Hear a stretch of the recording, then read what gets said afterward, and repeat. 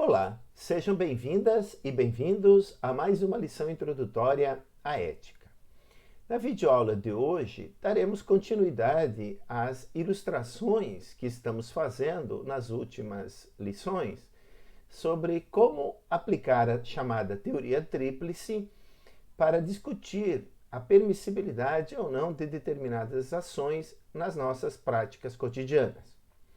Lembremos então que a chamada teoria tríplice conjuga elementos consequencialistas, deontológicos e de virtudes e chegou a um princípio ético primeiro formulado nos seguintes termos: siga normas que prescrevem ações ou omissões prima facie corretas em si mesmas, mas que também sejam otimizadoras, universalmente desejáveis e não seriam rejeitadas por uma pessoa virtuosa, considerando-as desde um ponto de vista imparcial. Vamos ver então como essa teoria nos permite discutir uma série de questões éticas nas nossas atividades políticas. Bem, para começar, é importante dizer que não pretendemos aqui estabelecer todas as relações entre ética e política.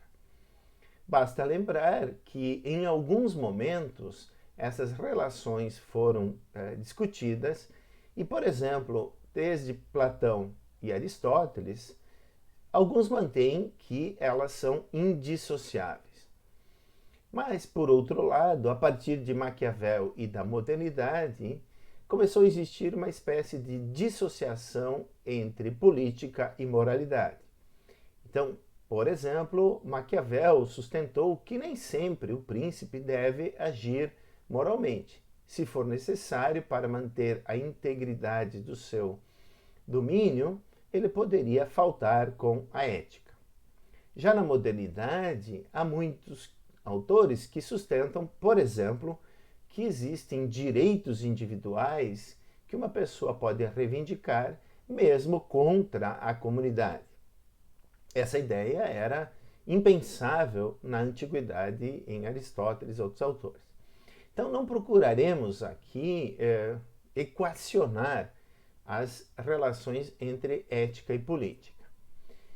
Mas sim procuraremos discutir em que pode consistir uma política ética. Então, quando nós falamos, por exemplo, muitas vezes no Brasil, que seria necessário mais ética na política, afinal, o que estamos querendo dizer? Será que estamos apenas criticando a corrupção, percebendo o comportamento imoral de alguns políticos? Ou estamos querendo dizer algo mais? Quer dizer, afinal de contas, o que é que nós queremos com uma boa política, uma política ética?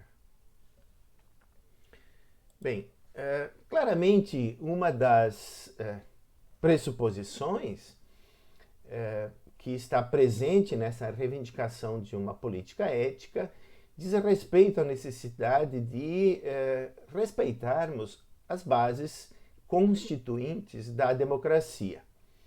Então, aqui, sem maiores discussões sobre se a democracia tem valor puramente instrumental, se ela é a pior forma de governo, exceto todas as outras, ou se ela tem valor intrínseco, sendo, enfim, a melhor forma de governo porque reconhece o devido valor de cada pessoa, é importante dizer também que ela tem sido muito discutida na modernidade e que há diferentes compreensões de como ela deve se institucionalizar. Então sabemos que democracia é um sistema de governo do povo, pelo povo e para o povo. Agora, ela pode também se manifestar de uma forma mais direta, como na própria antiguidade clássica de Platão, Aristóteles, Sócrates. Foi em Atenas que se inventou a democracia, mas ela também, e essa é a forma mais moderna, ela adquire uma roupagem de representação. Então, nesse momento, né, no momento da constituição, da discussão da representatividade, ela pode apresentar uma série de problemas. E aqui, então, eu não vou apresentar razões pró-democracia direta ou pró-democracia representativa. O que me parece claro é que, se aplicarmos a teoria tríplice para discutirmos a eticidade das práticas democráticas, nós precisamos ver que quanto mais mecanismos de participação ativa dos cidadãos, maior será a legitimidade de um governo. Então, claro, sem defender aqui uma democracia direta, aparentemente a democracia exige a efetiva participação dos cidadãos, né, e ela então deve minimizar aí a representatividade. Se há razões para, enfim, delegarmos a autoridade a políticos profissionais, então estes devem exercer os seus mandatos procurando realizar a vontade das pessoas. Né? Então, nesse sentido, há sempre uma decepção quando se percebe que políticos se apresentam né, de 4 em 4 anos, ou de 5 em 5 anos, prometendo mundos e fundos, mas depois exercem o seu mandato sem dar atenção aos interesses do bem comum e perseguem os seus próprios interesses. Então poderíamos dizer que a teoria tríplice diz que essas práticas seriam e são, né, inerentemente imorais. Elas enganam as pessoas, elas pervertem o sistema democrático. Quer dizer, elas trazem os piores resultados, elas não são universalmente desejáveis e não é isso que um político virtuoso faria. Então, se nós percebemos aqui claramente, né, que a teoria tríplice exige uma efetiva prática democrática, uma das consequências, né, é exatamente essa de que o comportamento dos políticos precisa ser um comportamento ético. Quer dizer, eles devem administrar o bem comum em nome de todas as pessoas. Bem, uma outra aplicação que é possível fazer da teoria tríplice nas atividades políticas é discutir agora não apenas a constituição de um governo, mas o espírito geral em nome do que esse governo é exercido, quer dizer, como nós temos que entender a própria natureza do Estado. E aqui então eu gostaria de aproveitar esse tema e retomar aquilo que já foi apresentado em videoaulas anteriores, em especial quando estudamos a ética de Farias Brito, mas também em outros momentos quando tratamos da ética normativa feita no Brasil. Lembremos que a crítica de Brito, né, foi feita especialmente ao positivismo, como sendo um tipo de filosofia sem uma ética. A parte, ao menos, mais fraca do positivismo é exatamente a moral, mas foi o positivismo comteano que levou à proclamação da República e que influenciou a formação do que podemos designar como ideologia militarista ao longo da República Brasileira. Nisso, né, nós vamos também ter presente que, por exemplo, segundo alguns autores, né, os militares sempre tiveram um papel bastante ativo nos diferentes golpes de Estado ao longo da história brasileira, né, no século XX. Então, por exemplo, em 1930, 37, 45, 54, 64 e, de uma forma talvez um pouco menos direta, mas também presente agora em 2016. Sem contarmos, então isso não foi o Fiore que disse, eu estou acrescentando, sem contarmos aí alguns presidentes militares que foram eleitos, né? O Hermes da Fonseca, ainda no início do século XX, mas em meados do século XX, Eurico Dutra, e, para usarmos uma expressão de Ernesto Geisel, né, recentemente, de um mau militar. Bem, enfim, então se estamos pensando democracia e no aprofundamento de práticas democráticas, temos que perceber que essa ideologia parece distorcer as práticas democráticas, né? Ao menos a história do Brasil revela esse ponto. E pior ainda, ela leva à formação de uma personalidade autoritária nos termos de Adorno. Então, o que caracteriza essa personalidade autoritária? Que é o antivesso, exatamente, de uma prática democrática, né? É a sobrevalorização da tradição, por exemplo, Deus, família e pátria, né? É a submissão autoritária, por exemplo, mesmo no Brasil a gente viu o presidente Bolsonaro fazer um alinhamento automático aos Estados Unidos e submeter a Trump. Né? Há constantemente também um tipo de agressão que faz parte, né, dessa personalidade autoritária, por palavras, por gestos, né, ou por efetivas ações. A personalidade autoritária em geral também é supersticiosa, ela tem uma imaginação que é guiada por estereótipos, ela tem um certo sentimento destrutivo, há um cinismo, há uma sobrevalorização da dureza, digamos, do típico machão e tudo mais. Né? Bem, além de uma preocupação exagerada em relação à sexualidade. Então, segundo Adorno, em torno de 30%, né, da população possui essa personalidade autoritária, que é infelizmente reforçada no Brasil, dada essa ideologia militarista, e que acaba sendo o contrário daquilo que se esperaria, né, numa forma de governo democrático. Por isso, então, a teoria tríplice, ela pode e deve ser aplicada para a gente mudar determinadas legislações e para a gente reforçar determinados princípios que são afins à forma de governo democrática. Então aqui, novamente, simplesmente para ilustrar, eu gostaria de mencionar a necessidade que nós temos de superação da ideologia militarista, que foi implementada em alguma medida lá na primeira Constituição da República, em 1891, mas que vem, apesar de diferentes mudanças constitucionais, né, se mantendo, inclusive na Constituição de 1988. Então, por exemplo, no artigo 142, né, nós temos lá o estabelecimento de algumas funções reservadas às Forças Armadas, né, ao Exército, à Marinha e à Aeronáutica. Então, por exemplo, defesa da pátria, essa é incontestável, né, essa função. Agora, a defesa dos poderes constituídos e, por iniciativa de qualquer um deles, garantir a lei e a ordem, já é mais polêmico. Muitos países não reservam essa função às Forças Armadas.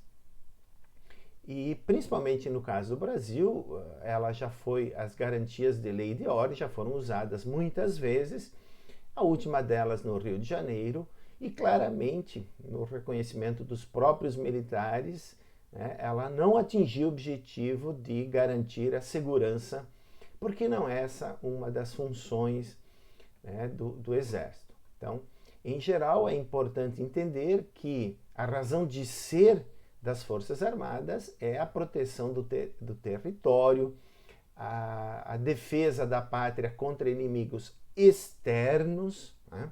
E que muitas vezes, para fazer isso, quando nós temos uma guerra justa, e aqui sem entrar, né, numa discussão sobre a teoria da guerra justa e os seus diferentes aspectos, é claro que se nós formos, por exemplo, invadidos, a nossa guerra, do nosso ponto de vista, será justa e os militares precisam ter uma formação para despersonalizar o inimigo e abatê-lo se necessário.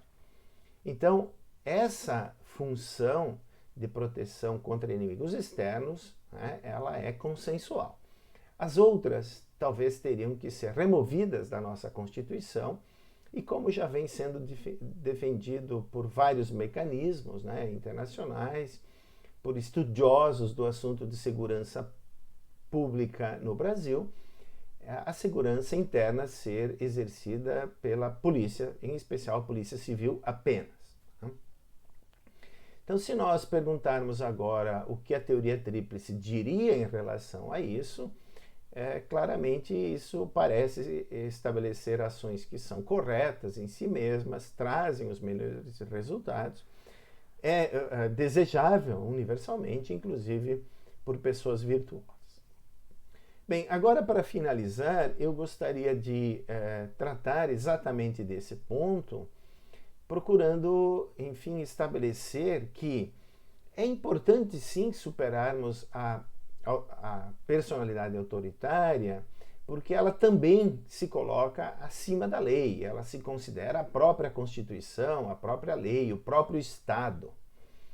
Então é extremamente importante separar, num equacionamento satisfatório das relações cívico-militares, aquilo que é Estado daquilo que são os seus órgãos, os seus organismos, o seu sistema de governo e assim por diante, que deve estar sempre sob o controle da sociedade civil brasileira. Então, nesse sentido, o Estado de Direito é importante compreendê-lo dessa maneira, o também chamado Estado Democrático de Direito, é um Estado simplesmente governado pela lei. Por quê? Porque, enfim, desde Aristóteles se sabe que os indivíduos são levados pelas emoções, pelos interesses e acabam governando mal. E se nós temos uma forma de governo onde se governa a partir da lei, a lei é imparcial, ela é destituída de emoções ou de interesses circunstanciais e assim por diante. Então não devem ser indivíduos, pessoas que governam, mas sim a lei. E a lei é o que, enfim, o mecanismo pelo qual se pode produzir, aumentar, incrementar o bem público, bem comum. Bom, então nesse sentido, nós poderíamos dizer que a teoria tríplice, ela fundamenta o Estado de Direito. Então, se nós queremos uma política realmente ética, nós precisamos compreender que o primeiro princípio ético justifica o que nós poderíamos chamar de princípio jurídico político, que eu vou formular aqui brevemente, em termos mais ou menos livres, da seguinte maneira: todas as pessoas devem ser governadas por um sistema justo de regras públicas que especifique, então, direitos e obrigações e estabeleça os elementos do bem comum e que essas regras sejam promulgadas por um poder legislativo competente, democraticamente eleito, e essas regras, então, devem ser aplicadas em casos litigiosos por juízes imparciais em processos, em julgamentos justos.